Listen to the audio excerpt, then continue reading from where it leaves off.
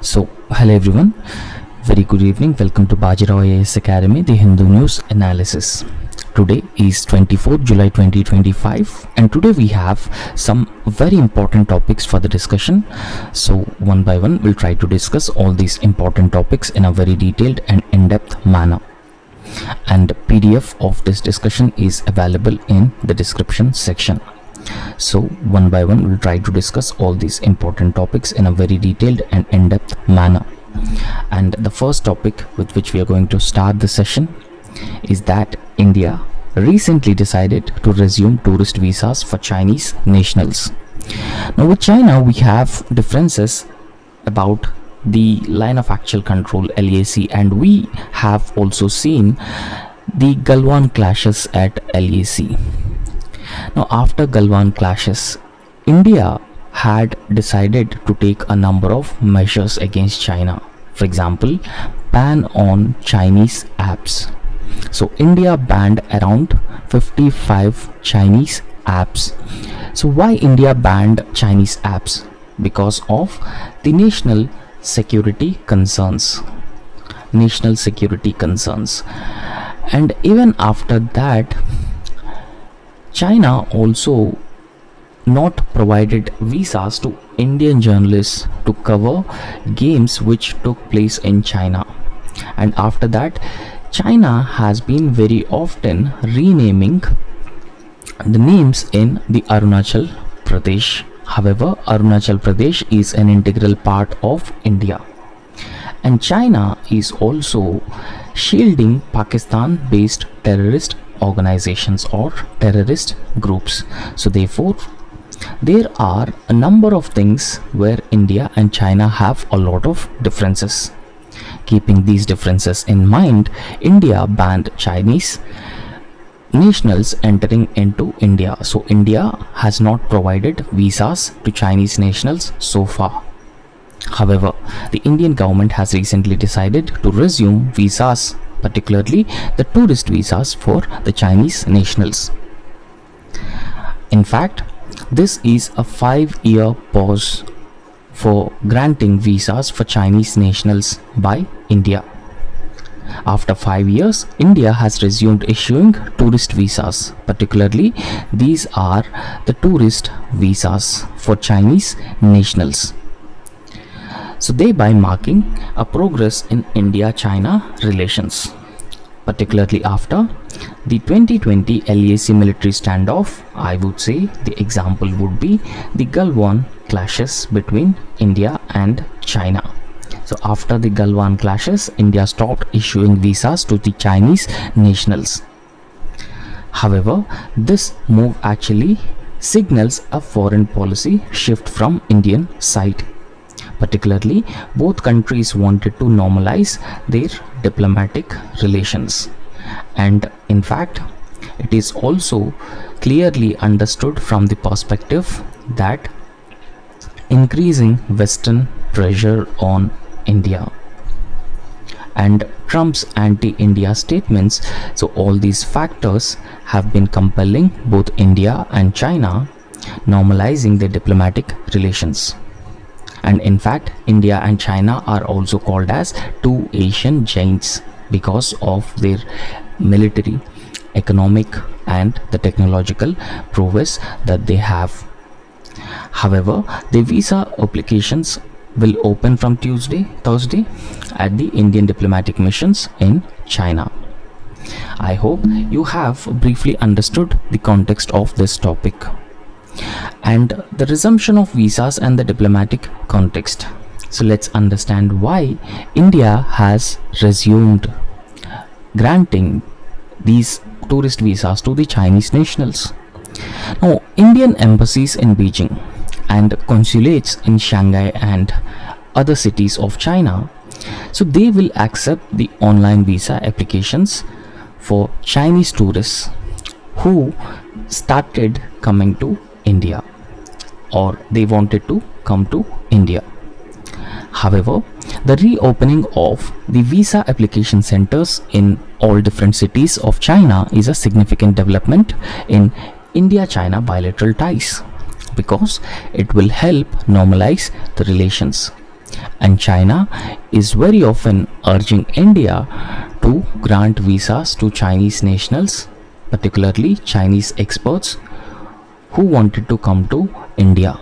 However, there are a lot of Chinese companies in India. They need experts from China. However, India stopped granting visas to the Chinese nationals after the LAC standoff of 2020. And in fact, the visa issuance was halted after the Galwan clashes. As I have already told you that the Galwan clashes took place in the year 2020, and in these Galwan clashes there are number of casualties from Indian side. And after these Galwan clashes, India stopped issuing visas to the Chinese nationals. And after the Galwan clashes, there were severe geopolitical tensions between India and China. So China has started supporting Pakistan in number of ways, militarily, technologically, and China even shielded the Pakistan-based terrorist organizations, which continues to create trouble for India. And after that, the Chinese Foreign Ministry called this move from India a positive move, so thereby signaling normalization of the bilateral relations between India and China after the tense border conflict or the dispute between both these countries. However, there were number of formal meetings between Indian Prime Minister Narendra Modi and Chinese President Xi Jinping, particularly the diplomatic visits, diplomatic engagements, and visits by External Affairs Minister Jaishankar. So all these things furthered cooperation and demonstrating the commitment for the diplomatic restoration. And not just this, on the sidelines of the Shanghai Cooperation Organization, BRICS, both India and China have decided to normalize their relations, and they have used these multilateral platforms to normalize their bilateral relations. And in fact, so the pre-pandemic, so before the pandemic, there are over 3 lakh Chinese tourists who visited India every year. However, Indian tourists to China numbered around 8.7 lakh in the year 2019. However, the resumption of tourism is expected to boost the bilateral trade, economic cooperation between India and China.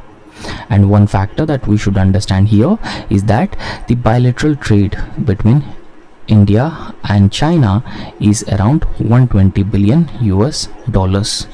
However, despite we have 120 billion US dollars, the trade surplus or trade is heavily in favor of China, because India has around 90 billion US dollars of trade deficit with China. So India wanted to narrow down the trade deficit with China, and that is very important, and China should also open up its economy for Indian exports. So these factors would narrow down the trade deficit that India has with China. And apart from that, we will also understand some concerns with China's dam project on Brahmaputra river. We all knew that China has been building a number of dams on its side on the Brahmaputra river. However, India has certain concerns with China building such dams on the Brahmaputra river, because it will reduce the flow of water.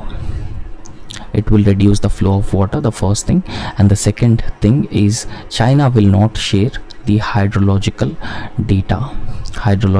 data with India, and along with water flows, hydrological data. So the flood problem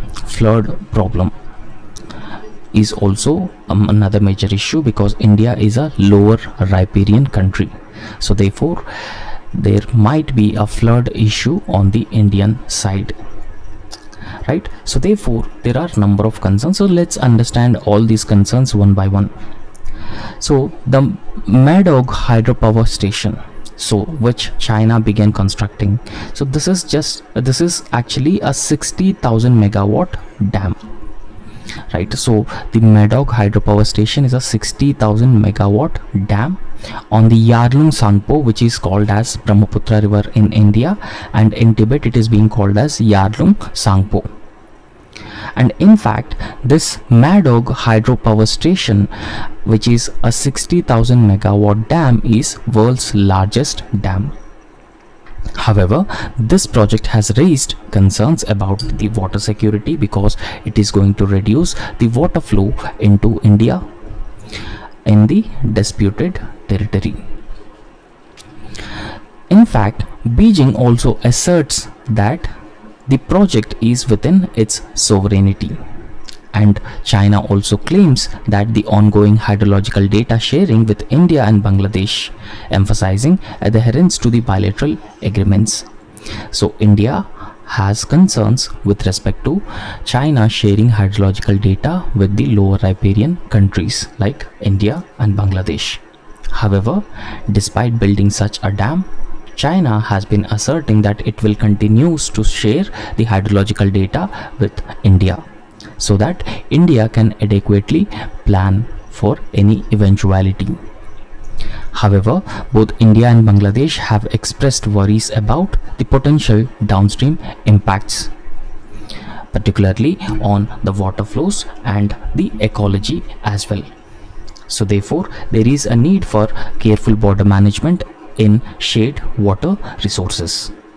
However, China says it has maintained necessary consultations regarding the dam project, though tensions persist over water rights and border security as well.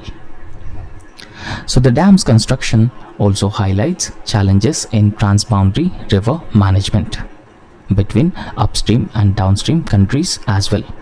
So thereby it has been adding another layer of complexity into India and China's relations, right? So these are some concerns over China's dam project on Brahmaputra river. However, it is also said that the Brahmaputra river's water flow will not get affected by China building such a huge dam on Yarlung Sangpo river, because the Brahmaputra river gets most of its water from the northeastern part of India. So therefore, the water flows on Brahmaputra river will not be affected by China building such a dam.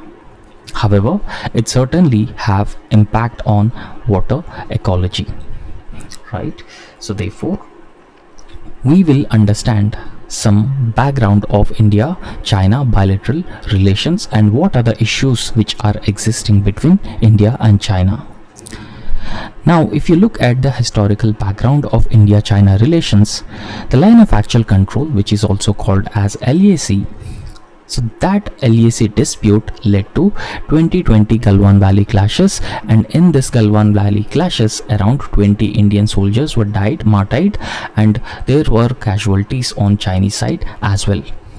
So therefore, it has led to straining relations and necessitating an ongoing border negotiations between India and China.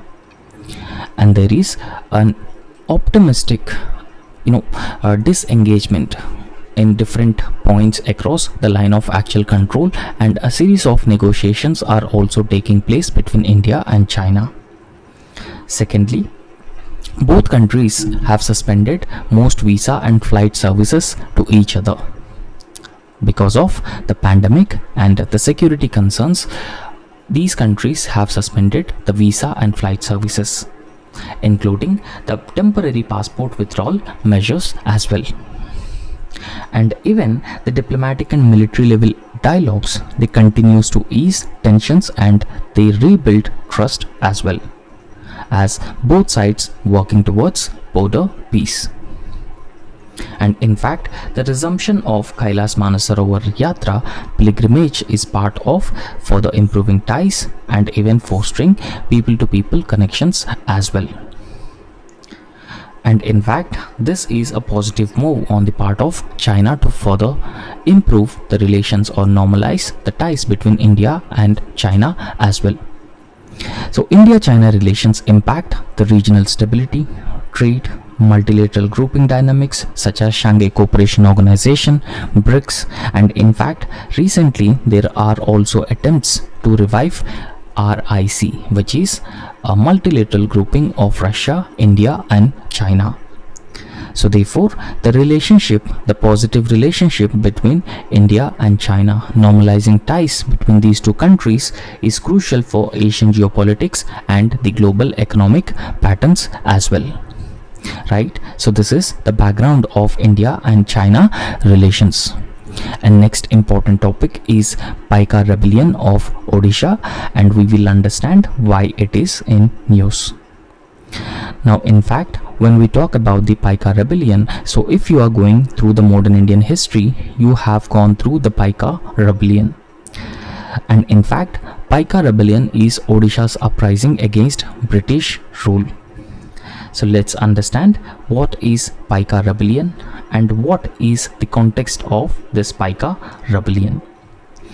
And recently, it is being said that the Paika rebellion is considered as an early revolt against British colonialism that took place way before the revolt of 1857. And in fact, the Paika rebellion took place in the year 1814. The Paika rebellion is an early revolt against the British colonial rule, and it took place in the state of Odisha. And in fact, the Paika rebellion is also considered as the precursor to the Indian independence movement. And recent times it has sparked a controversy after the omission of the Paika rebellion from the latest NCERT Class 8 history textbook. And earlier it was part of NCERT Class 8 history textbook, but recently, as part of the series of changes, the NCERT has deleted the Paika rebellion from NCERT Class 8 history textbook, and because of that reason it has sparked a controversy. And in fact, the Paika rebellion symbolizes regional resistance and even Odia's sub-nationalism. So there is a controversy regarding this. So let's understand the background and causes of the Paika rebellion. The Paikas are a traditional military retainers, right? So you can see on this image, so all these people are Paikas from the state of Odisha. So they were the traditional military retainers. They are being recruited by the Gajapati rulers of Odisha. And in fact, the Gajapati rulers of Odisha recruited Paikas from the 16th century onwards. And in fact, the Paikas hold the hereditary rent-free land which is called as Nishkar Jagirs in exchange of the martial services. So Paikas usually provided the martial services to the Gajapati rulers in exchange for a hereditary rent-free land. However, in the year 1803, British takeover of the Odisha has led to the loss of the political patronage for the Paikas and local landlords. Now, one thing that we should understand, earlier Paikas used to provide the martial services to the Gajapati rulers, but after British took over Odisha in the year 1803, they no longer get the hereditary rent-free lands. So they have lost the political patronage that was earlier provided by the Gajapati rulers. However, the introduction of the land revenue settlements in the state of Odisha and the currency changes that took place, so all these factors have forced many proprietors to lose lands to Bengali landlords. This is another major factor for the Paikas uprising. And the third factor is salt tax extension in the year 1814 after the British annexation of Odisha. So British control of salt in coastal Odisha has caused unrest and raids, adding to the widespread discontent as well.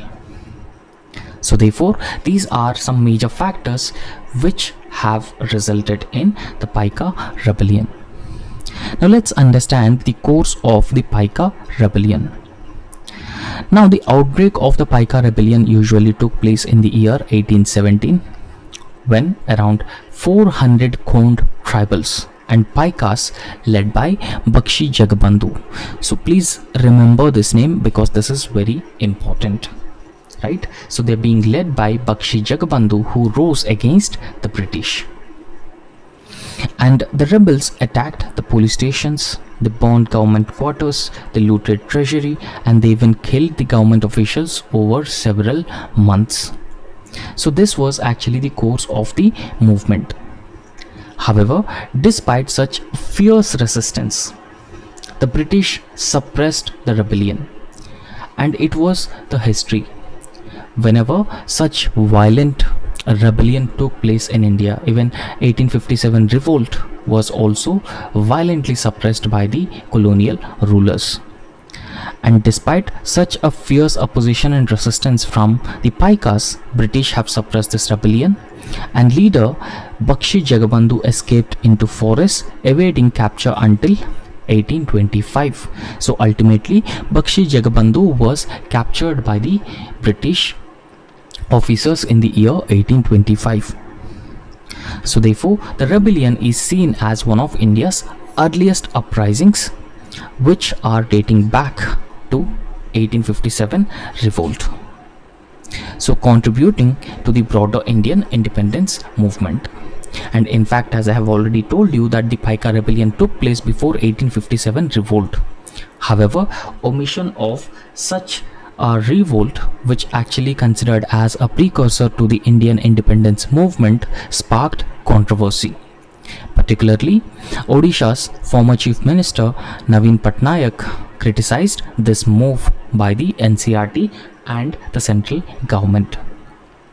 Now, if you look at the historical significance and the recognition of Paika rebellion, so why it is significant?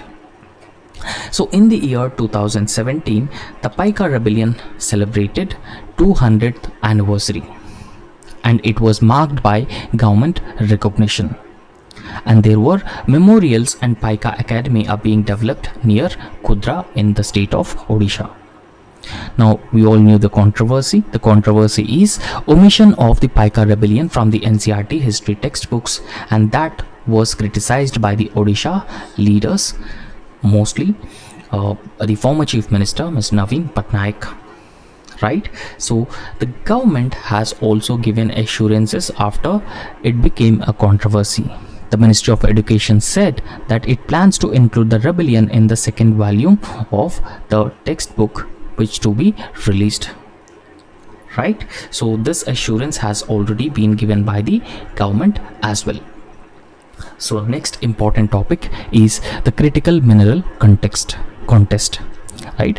So we all knew that the critical minerals have significance, particularly the strategic importance, security importance, right? So because of all these reasons, critical minerals are very often in news, and in fact you can expect questions from critical minerals in prelims and mains examinations as well. So let's try to understand this topic, and this has been given in the Indian Express newspaper, and this could be important for the General Studies paper 3, and this could be even important for the prelims examination as well, because in 2025 prelims also there was a question on these critical minerals asked. So therefore this could be also important, right?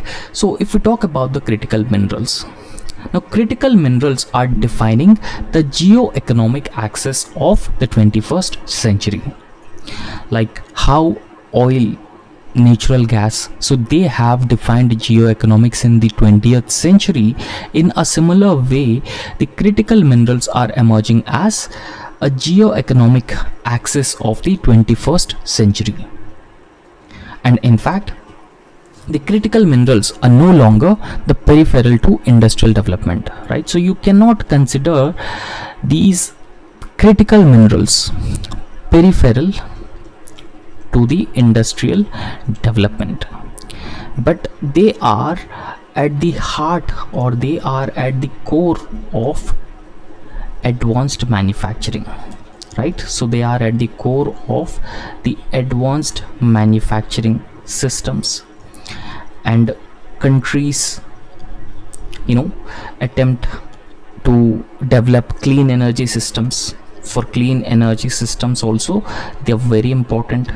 And if countries wanted to develop some strategic technologies, then also the critical minerals play a very important role. And even for the national security also, the critical minerals are very important. And because of such a huge importance for all these critical minerals, I would say they are defining the geo-economic axis. They are defining the geo-economic axis of the 21st century. Axis of the 21st century. Right? So apart from all these factors such as advanced manufacturing, clean energy transition, strategic technologies development, and even for national security, so for all these different reasons, critical minerals are important. So similarly for energy transition, so if we wanted to develop the renewable energy resources, then also critical minerals are very important. For digitalization, for example, India has been planning for a mass or a large scale digitalization. So then also we need the critical minerals. And in fact, countries have been pushing for the supply chain resilience throughout the world. So in order to ensure this supply chain resilience, then also we need critical mineral resources. Right? So therefore, the demand for the critical minerals has been increasing manifold. Right? So particularly for some minerals such as lithium, cobalt, nickel, graphite, and other rare earth metals. Right? So we will understand some challenges which are existing with respect to the critical minerals and all other factors as well. But here the major problem with the critical minerals, so that problem is the availability and accessibility.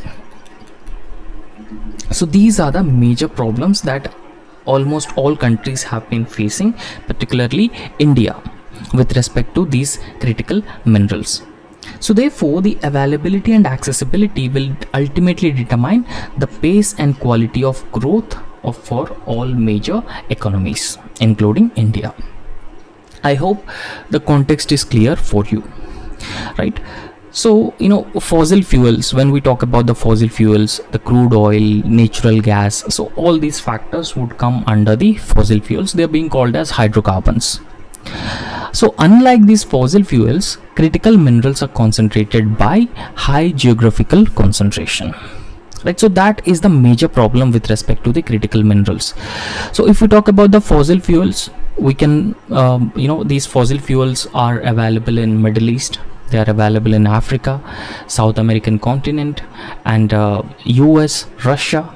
So different parts of the world, the fossil fuels are widely available, I would say. But the critical minerals are characterized by high geographical concentration. So they are just limited to some regions of the world, for example China or Africa or South America, right? So there's a high geographical concentration of the critical minerals. Apart from that, limited transparency and even complex value chains. So these are some issues with the critical mineral availability, right? So even if some countries have critical minerals, for example China, there is a very limited transparency with respect to these critical minerals, and the value chains are also very, very complex as well. And in fact, the other major problem is that China heavily dominates the midstream processing. So the midstream processing stage for most of the key minerals, because China as of now accounting for 90% of the rare earth refining, 90% of rare earth refining, and 70% of cobalt processing, 70% cobalt processing, and close to 60% of lithium conversion capacity. lithium conversion capacity. So therefore, you can imagine from this numbers that there's a huge domination of China when it comes to the processing of these critical minerals. Now, what is the problem with China? The problem with the China is there is limited transparency, and China would further make the value chains or the supply chains more and more complex. A country like India can no longer depend or completely rely on China for its critical mineral needs. So therefore, we need to diversify our critical mineral resource basis. So therefore, these are not the incidental advantages but outcomes of decades of strategic investment that has been made by China. So China has already understood the importance of critical minerals for the industry transition, for clean energy transition, for the national security, for the manufacturing. So China has already understood all these important things. So thereby now China stands at such an advantageous position, right? Because in the past China has made this strategic investment, and there was a policy coherence which targeted these critical minerals, and even the state-backed industrial planning on the part of China as well. So all these factors have helped China make China leader in the supply chain or the value chain network with respect to these critical minerals, right? So China is 20 years ahead in this supply chain race, right? So when we compare India and China, China is around 20 years ahead in this supply chain race because of Chinese strategic investments, policy coherence, and the state-backed industrial planning. So all these factors have helped China, right? But India cannot afford to anchor its future energy, mobility, and the technology aspirations on supply chains that remain opaque. So this says that India can no longer depend on countries like China, because understand one thing, that the critical minerals are characterized by a high geographical concentration, limited transparency, and complex value chains. However, in the year 2022, the Ministry of Mines identified 30 critical minerals, right? So we have a 30 critical minerals identified based on the strategic importance, clean energy and future technologies, and high import dependence, domestic resource constraints, and relevance for agricultural and industrial needs. So keeping all these factors in mind, we have identified 30 critical minerals. In January this year, National Critical Minerals Mission was also announced by the government, and the aim of the National Critical Minerals Mission is to secure critical mineral supply chains by ensuring mineral availability. And in fact, its success will rest on how effectively it translates the intent into the action, right? So as I have told you that 30 critical minerals have been identified by the Ministry of Mines, and the National Critical Minerals Mission has already been started by the government, right? So however, there are some critical minerals on which India is 100% import dependent. They are lithium, cobalt, nickel, and other rare earth elements including silicon, right? So however, we don't have a huge domestic resource base of the critical minerals, and the critical mineral domestic resource base is also underdeveloped in India as of now. So therefore, this is the reason why we are depending on other countries like China for securing the supply chain or securing the critical minerals. So in response to the inclusion of critical minerals in the Mines and Minerals Development and Regulation Act, so the government has launched 4 tranches of auctions for the critical mineral blocks last year, and 5th was concluded in January 2025. However, the auctions have revealed some persistent existing challenges. So what are those challenges that it has actually revealed? Right? So a large number of blocks were annulled as high capital costs, limited domestic processing capacity of critical minerals, and we don't have adequate technologies or technically qualified bidders. All these factors have limited the participation of the mineral blocks, right? So therefore all these factors highlight that there is a need for a refinement in the policy to attract the credible investment and also build industry confidence in viability of critical mineral development, right? So there is a need for a policy refinement so that we can attract credible investment, not just domestic players but also from the foreign players. So we can attract the credible investment and we can also build the industry confidence, right? So in fact India is looking to scale up the domestic exploration, right? So if we can scale up the domestic exploration, we can no longer depend on foreign countries. So therefore India must confront the major structural limitations. So what major structural limitation that India has been facing? So that is lack of sufficient capacity to refine and process the minerals into the battery grade or the component ready materials. So therefore India should focus on this element, like how China has made investments into these processing sector of critical minerals. India should also invest heavily in this sector, and research and development on this area is also very, very important. However, so there are a lot of concerns about mineral security, right? So there are a number of concerns with respect to the mineral security, because recently China has also imposed some restrictions on export of rare earth elements from China to India, right? So therefore it has exposed India's vulnerabilities, and India understood that we should no longer depend on countries like China for the supply of our critical minerals, right? So after China has imposed the export restrictions on the rare earth elements into India, some firms were badly hit, because those firms, they already indicate some potential production cuts, right? So this has been pointing out towards the need for India to have self-reliance when it comes to the critical minerals supply.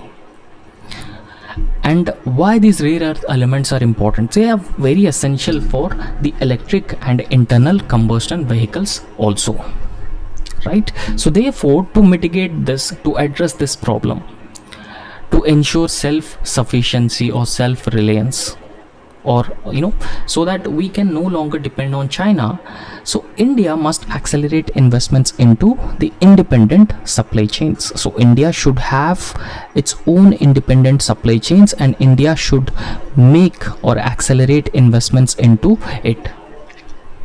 So therefore India can actually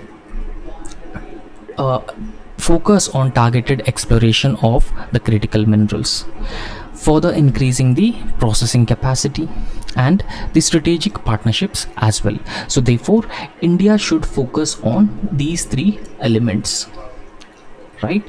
So targeted exploration of critical minerals, the processing capacity should be further increased, and the strategic partnerships with other countries.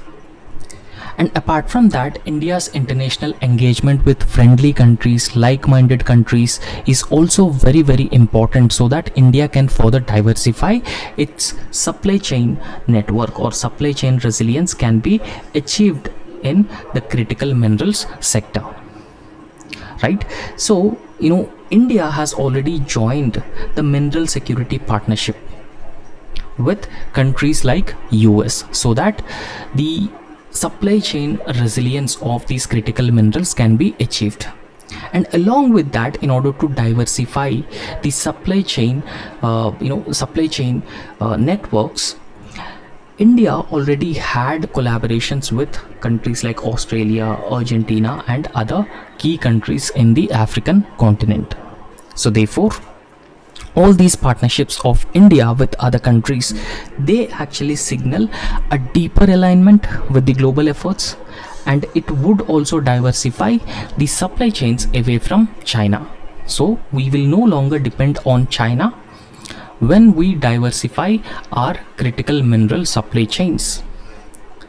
And apart from that, India can also use or leverage the geopolitical multilateral platforms such as Quad and G20 to further strengthen the supply chain networks, right? So that we can actually secure a stable mineral trade relationship with all other like-minded countries like Australia, Japan, US, and it will further promote the joint ventures and facilitate the best practice sharing as well. And even India can actually focus on developing a critical mineral stockpiling framework as well, so that we can actually procure these critical minerals and stockpile these critical minerals, so that India will India will be safe from the geopolitical vulnerabilities of the critical mineral supply chain networks, right? So this will act as a buffer against the supply chain disruptions and the price volatility as well. So the next important topic is the National Sports Bill. Now the National Sports Bill is going to be introduced in the Parliament on monsoon session. So in this context, let's understand about the National Sports Bill. Now what is the context? The context is that National Sports Governance Bill will be introduced in the Lok Sabha by the Sports Minister Mansukh Mandaviya. And in fact, the National Sports Governance Bill is going to introduce or propose a national sports board to regulate all sports federations, including the BCCI as well. And in fact, the National Sports Board will focus on accountability, dispute resolution, and bringing in more and more transparency within the functioning of the sports federations, right? So this new legislation, the new law to govern to govern sports federations, it aims to ensure that all national sports federations are covered by a unified regulatory framework. So there is a unified regulatory framework through this single law across the country, aligning with the Olympic Charter principles, because India has aspirations to host Olympics. So Olympic Charter has certain principles.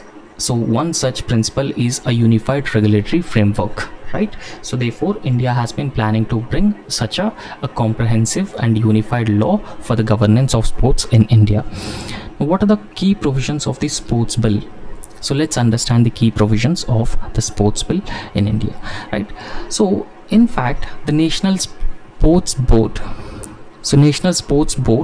is a central authority, right? So the sports bill is going to establish this National Sports Board.